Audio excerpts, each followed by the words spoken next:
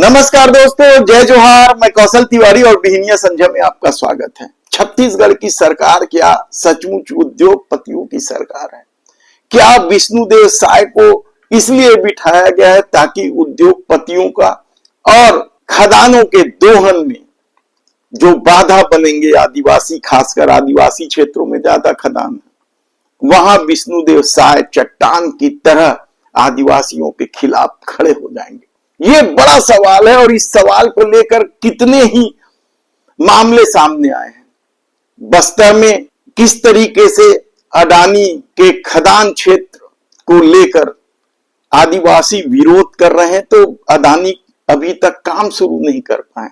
150 गांव के आदिवासी अडानी को खदान देने का विरोध कर रहे हैं, तो हसदेव को लेकर भी लगातार आंदोलन जारी है।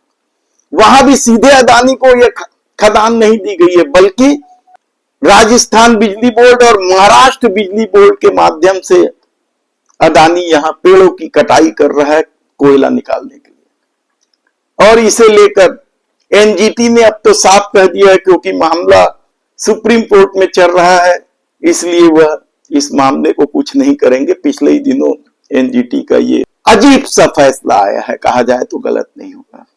ऐसे में जो सार्वजनिक उपक्रम है वे भी क्या छत्तीसगढ़ के लोगों का शोषण कर रहे हैं, उन खदानों का दोहन कर रहे हैं बेहिसाब? ये सवाल इसलिए महत्वपूर्ण ढंग से उठाया जा रहा है क्योंकि पिछले ही दिनों जिस तरीके से कोरिया जिला ग्रामीणों और पुलिस वालों के बीच लड़ाई का सबब बन गया था, किस तरीके से पूरी छावनी में तब्दील कर दिया गया था।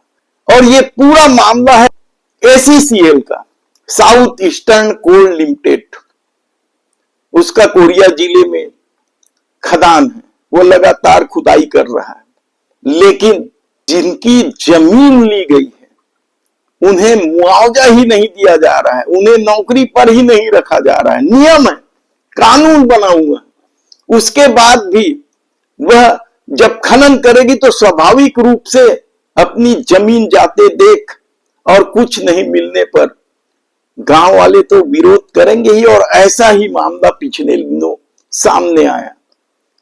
एसीसीएल ने मुआवजा दिया नहीं है, इसे लेकर आक्रोशित ग्रामीण सड़क पर आ गए और उन्होंने घोषणा कर दी कि ना तो खनन होगा और ना ही कोई परिवहन होगा। इससे एसीसीएल का कार्य बुरी तरीके से प्रभावित हुआ है, खनन का कार्य भी और आपूर्ति का कार्य भी।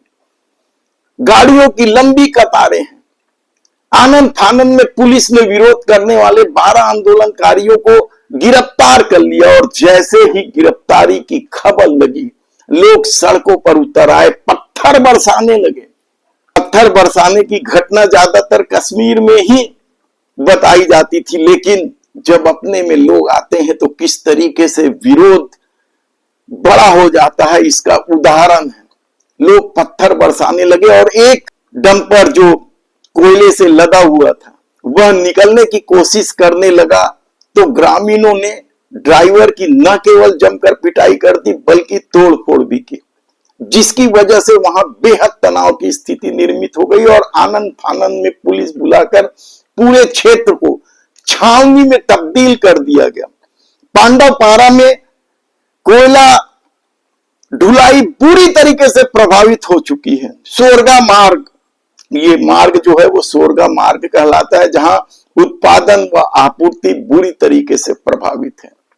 पुलिस स्वाभाविक रूप से एसीसीएल के साथ है, क्योंकि कानून का मसला है। कानून कोई अपने हाथ में ले नहीं सकता है, बगैर अनुमति के प्रदर्शन या धरना नहीं दे सकता है। और यदि प्रदर्शन या धरने की अनुमति न मिले तो लोगों के पास चारा क्या है? और यही वजह है कि अनुमति नहीं मिलने के बाद भी लोग इतने प्रताड़ित हैं कि वे पुलिस कार्रवाई से भी नहीं डर रहे हैं और सड़कों पर बैठ गए।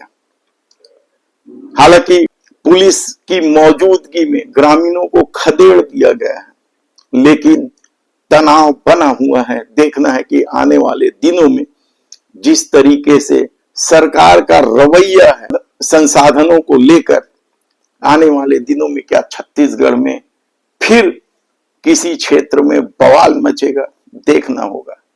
धन्यवाद।